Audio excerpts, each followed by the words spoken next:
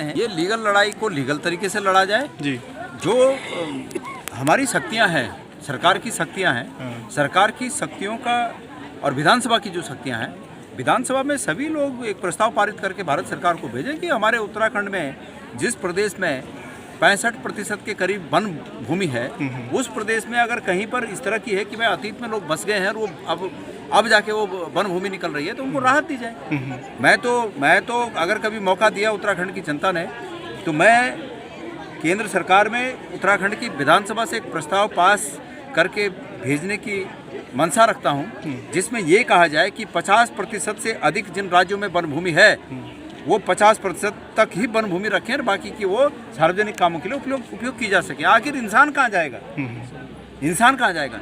हमारा नैसर्गिक अधिकार है कि हम जब पैदा हुए हैं तो हम जहाँ मतलब कहीं ना कहीं हमको ज़मीन, भाई जहाँ हमने मकान बना रखा है, इतने सालों से हमारे दादा परदादा रहे, पुश्तैनी रहे, तो वहाँ से बेदखल हो तो ये तो उचित बात नहीं है ना। तो ये हमारा स्वाभाविक रूप में नैसर्गिक। बोला कि लीगल सपोर्ट करेंगे, तो उसको लेकर यहाँ जो खासतर लीडरशिप है उसकी कोई कमेटी कोई बनाई हो स्टेट लेवल में या ऋषिकेश लेवल में? ये मैं इन लोगों से के ऊपर एक काम छोड़ रहा हूँ, क्योंकि कमेटी बनाना हमारा काम नहीं है। अब उसमें फिर पार्शलिटी होगी कि हमने बना दिया, गोदयाल जी ने बनाया तो फलाने को बनाया, वो अपना आदमी होगा। जी। ये पार्षद लोग हैं जो मैं समझता हूँ, जो भी ये पार्षद हैं प्रभावित क्षेत्र के, ये अपने आप में कमेटी बनाए, दलों से ऊपर उठें, दलों की भावना से ऊपर उठें। बिल्कुल, क्योंकि आज संकट दलों पर नहीं है, इन पर है, इसलिए दलगत भावना से ऊपर उठें, कमेटी बनाए, हम उस कमेटी को रिकॉग्नाइज करें। क्या कहना चाहिए? ये अभी मैंने तो वो कोई डीड न तो देखी है, न मैंने कोई कागजात देखे हैं अभी, लेकिन हमें कौन से कागजात इस मामले में सपोर्ट कर सकते हैं, हमें उन कागजातों को सभी लोगों से लेना है। मैंने आह्वान किया है लोगों से कि किसी के पास अगर कोई भी इस संबंध में ऐसा कागजात है जो इस मैटर को जनता के हित में उपयोग उस कागज़ का किया जा सके, तो ऐसा कागजात आपकी जो कमेटी बनेगी उस कमेटी के पास लाएं, ताकि हमने जो इनसे वादा कर रखा है लोगों से कि आपको जो लीगल असिस्टेंस की ज़रूरत पड़ेगी वो हम करेंगे, हम उन कागज़ों को मदद लेंगे। पर अभी मैं जब यहाँ आया तो लोग एक बात का मतलब कानाफूसी कर रहे हैं, और वो ये कर रहे हैं कि बगल में IDPL है और ये बगल में ज़मीन है, ये सब मिला के किसी बड़े आदमी को देने की मंशा है सरकार की, ऐसा लोगों में कानाफूसी है। आजकल जो भारतवर्ष में चलन चल रहा है कि तमाम ज़मीनें, तमाम संपत्तियां बड़े औद्योगिक घरानों को दी जा रही हैं, तो लोगों में कानाफूसी है इस बात की, और सरकार को आगे आना चाहिए। भाई मैं तो कह रहा हूँ ना धामी जी, आपके पास कौन सी शक्ति नहीं है? उत्तराखंड के मुख्यमंत्री के पास उत्तराखंड राज्य में जो भी मामले हैं उन मामलों के निस्तारण की शक्तियाँ हैं, पर इच्छा शक्ति नहीं है उनके पास।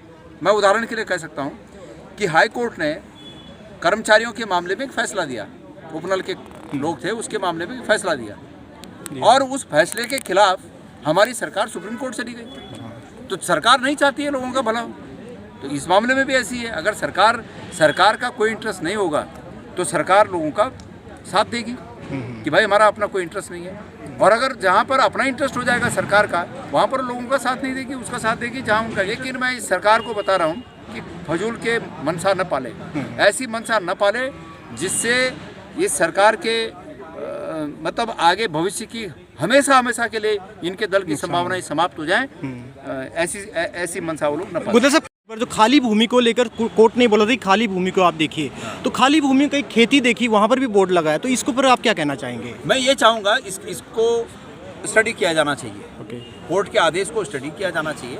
सरकार अगर वहाँ पर खाली भूमि नापने गई तो सरकार ने पहले इन सब लोगों से बैठक करनी थी, बातचीत करनी थी कि भाई हमारी ये मनसा है और इस सीमा तक है, सरकार लिखित रूप में दे इन लोगों को। अभी भी ऑप्शन है, सरकार इन लोगों के पास आए और ये कहे कि जिस भूमि में कोई नहीं है, जिस भूमि में कोई कब्जा नहीं है, किसी का नहीं है, हम उस भूमि को चिन्हित कर रहे हैं, ये लिखित हमने दे दिया, आपको हम बिल्कुल नहीं छेड़ेंगे, तो ये लोग भी विचार करेंगे, ये भी क्यों आंदोलन करेंगे, इनको कोई दिक्कत नहीं होगी, है भाई? यही बात तो है। ठीक है, थैंक यू वेरी मच। यही बात तो होगी, पर चूंकि सरकार की मंशा साफ नहीं है, सरकार की मंशा पर सवालिया निशान है, इसलिए लोग आशंकित हैं।